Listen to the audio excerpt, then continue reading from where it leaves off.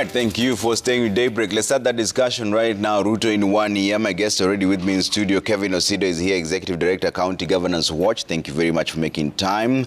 Anthony Buluma is here, CEO, Kenya Young Parliamentarians Association. Asante sana for making time. And Arnold Maliba, Public Policy Expert, is with us as well in studio. Thank you very much for making time. We're still waiting for Honorable Umulher Harun, nominated MP, Honorable Maina Karobia, Yala, Member of Parliament, and Okinda Ojuka, Secretary General, Green Congress Party of Kenya. As soon as they come in, we'll rope them into the discussion. But we'd like to hear from you mostly at Trevor Mbija at Citizen TV Kenya. Use the hashtag Daybreak. And I'll start with you, Kevin. You're the first one here anyway. So in your assessment, yes, how has President Ruto performed in 1 year when it comes to governance? So thank you so much, Trevor, for this opportunity. And that's a very important and good question. So in 1 year, in my view, looking at governance and talking about governance and leadership, there are about 12 different tenets that we look at, which include issues around responsiveness, issues around efficiency and effectiveness, issues around transparency, accountability, and the war on corruption, issues around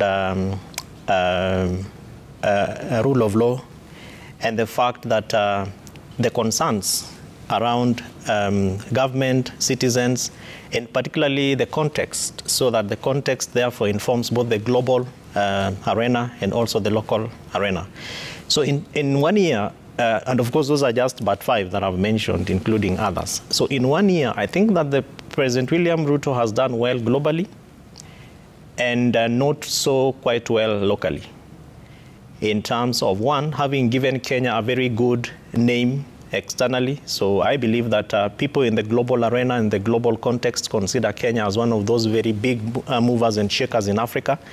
And given that the gentleman traversed 21 countries in just 1 year, and particularly in less than 7 months of his presidency, and if you look at the benefits that Kenya, the benefits that accrued from those visits to Kenya, they are quite pronounced in the sense that, one, we had additional frequencies of our airlines, so international relations and trade was much more enhanced. But I think that, Trevor, there's a big challenge in terms of how we translate the benefits from those international travels to what Kenyans feel locally.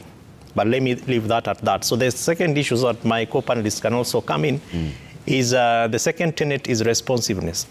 How do you get taken by your word and for your word? Do you do what you say and you say what you do? And I don't think that the president, and going through his manifesto 1 year down the line, of course, is a very short time, given a 5-year time frame. So 1 year might be a little bit short. But looking at what he's been able to do, particularly given that he's a gentleman who has been in government for almost 15 years, and 10 years of that, for of course many years, but 10 years of those as a second, the second ranking civil servant and public officer. President William Ruto should have done more. He should have done better for the people of Kenya. And worse still is that as we speak today, fuel has really hit the highest apex of our economy. And that therefore translates into issues around cost of living, issues around the fact that young people cannot put money into their pockets. The economics of scale are not adding up, whether it's from... So out of 10 on governance, how would you rate him? 40%. I think so that is either, that's I think that's an E or an F. A D minus or an E or an F. But I would give him 40%. Okay. Buluma, what is your assessment when it comes to governance? Because there are many parameters to judge a government. So let's talk about governance first. Thank you, Trevor. I think probably we just need to measure this on the account of how are Kenyans feeling 1 year down the line. Because it's not so much about President Ruto. He's the driver on the driver's seat, but what about the passengers? And I want to categorize the passengers in their spaces. If you talk to farmers, a good number of them would be happy because of the agricultural subsidies that have been introduced. If you talk to pupils, a good number of them would be happy because of the employment of teachers. I think a record high of over 53,000. If you talk to people probably in the manufacturing industry within spaces of housing, quite a number would say they are happy because of the launch of the affordable housing. And I think Kenyans must be located in their spaces. And if we are to measure Kenyans' happiness as compared to previous first years of government, I think President Ruto has tried. One, to stabilize the economy, because it's not something easy. You walk into a country that is almost on its deathbed, and you want to resuscitate the economy of that country. It's not easy. I think probably the other thing to look at is in terms of, did he meet the expectations of his voters? I think not up to 100%, because, of course, what was preached during campaigns was, heaven on earth within the first year, which is impossible. So now is when people are coming to terms with reality that to make adjustments in government, you require time and persistence. And probably it might even take us another 4 years for us to actually be on a trajectory that Kenyans can sit back and say, President Ruto has really scored. But give it to him. A good start, as Kevin Osido has pointed out, even in terms of global imaging. I think for the first time, Kenya is properly on the map, as a hegemony within the African setup. So I would give him not 41%, let me take it to 60. 60, okay. Arnold? Well, I think for a good number of weeks, people have always asked, what has the government done? And I think it's one of those particular points where we need to look at the absolute numbers as opposed to going qualitative, speaking to things as they are. So I'll try probably and just reduce my focus on how I feel and just look at the absolute numbers. First of all, looking at the economy, we did away with the food subsidies and fuel subsidies. You realize that in the days of old, we still had that, but somehow the much that owned, or rather under, was what I would call debt, because we were financing it by way of debt. So, of course, we will be talking about fuel later on, but the economy has been stabilized. At least the storms we had initially weren't there. People are talking about grades here. I think that all of us who've gone through the Kenyan school know that results are normally rationalized. You are not going to use 100% whatever question was there. Sometimes you look at the places, the attempts that have been made, and so much. So it normally doesn't just work with a scale of 100, and it's not fixed. I will give this particular government a B+. I will try use that, a B+, because there is always room for improvement.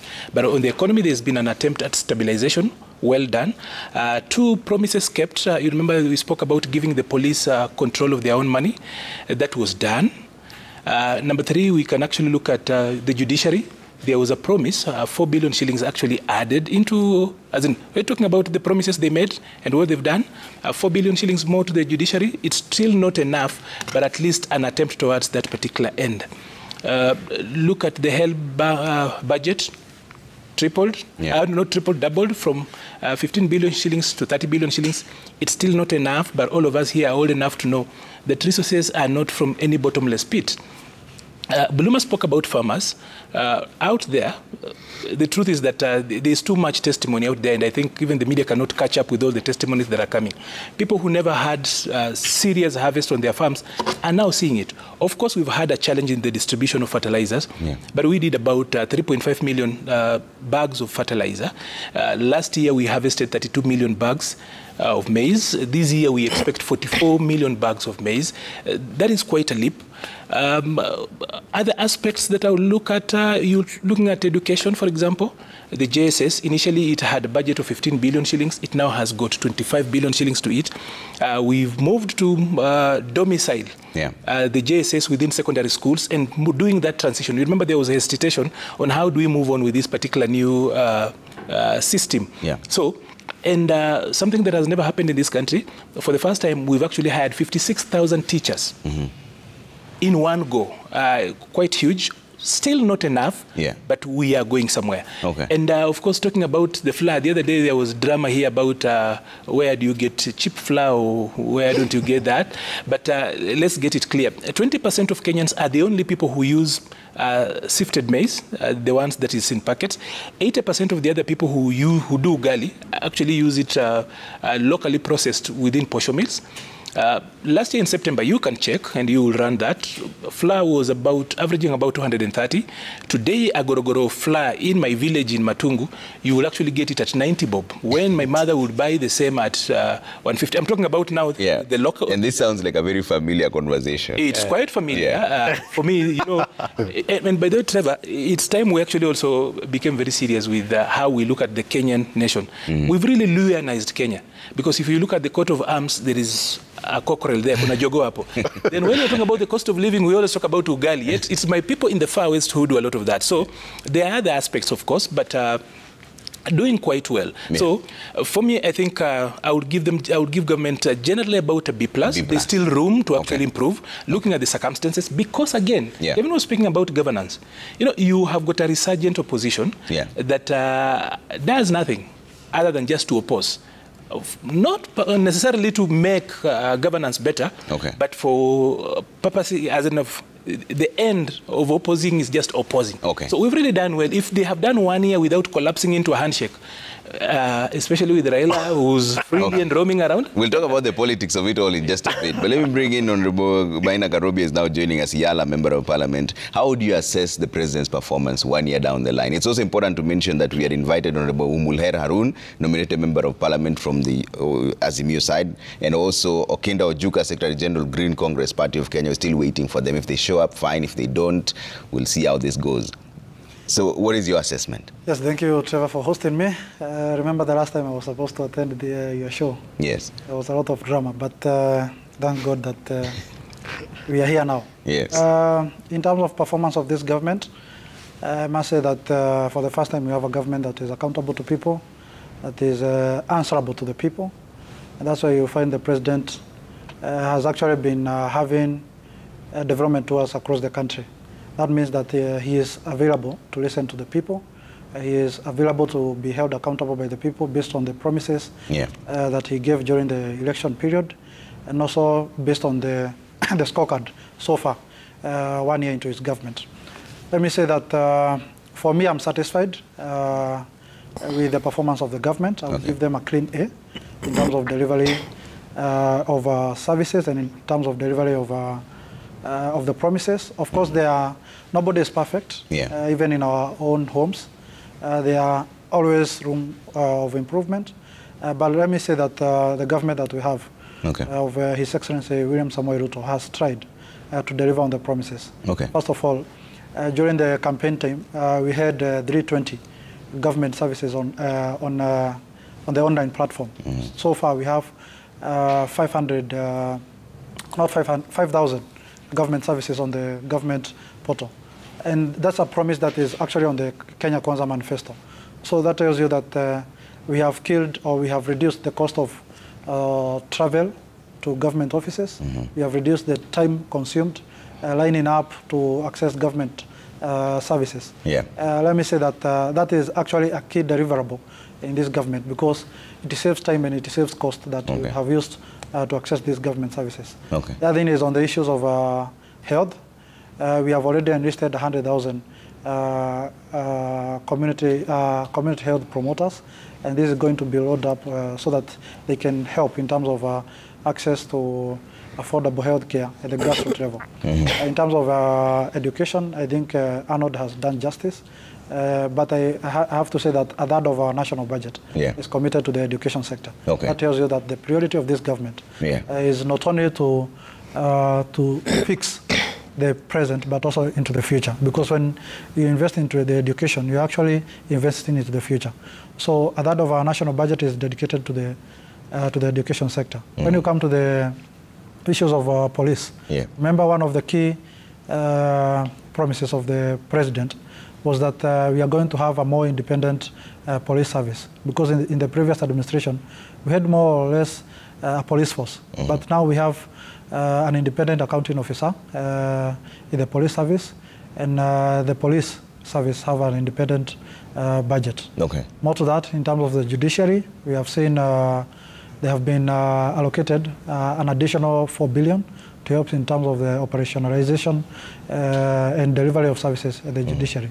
When you come into the issues of the shareable revenue for the first time under devolution, we have seen that there is timely disbursement of funds to the CDF, that is the constituencies, and also to the county government. In fact, we had clear testimony by the government, by the county governments during the devolution conference, talking of how, for the first time, they have had timely disbursed revenue to them. So these are some of the things that this government has done. Allow me to say that the government has delivered on so many sectors. Yeah. But I think as a country, we have been cultured to the point of one thing is done, and it is so much, there is a lot of public relation activities around it. Yeah. But I must say that the government that we have has no time for public relations. They are fixing things. It's only that they are not doing a lot of public relations. And that is the government we want. We want a government of actions, not a government of public relations. All right. I'll take a quick break. When we come back, we'll now focus on just one aspect of it all, the price of fuel. Then see if you guys can review it at the level you have, because I see there's a 60%, there's an A plane, there's a B+, only Osido gave a 40%. We'll come to that in just a bit. Also, we'd like to hear from you. Trevor Mbija at Citizen TV Kenya, use the hashtag Daybreak. How has the government performed so far 1 year down the line, and what is the most important aspect of it all for you? Because there are many different cadres of performance, but which one pinches you the most? All right, we'll talk about that in just a bit. Let's take a quick break. We're back with more in just a bit.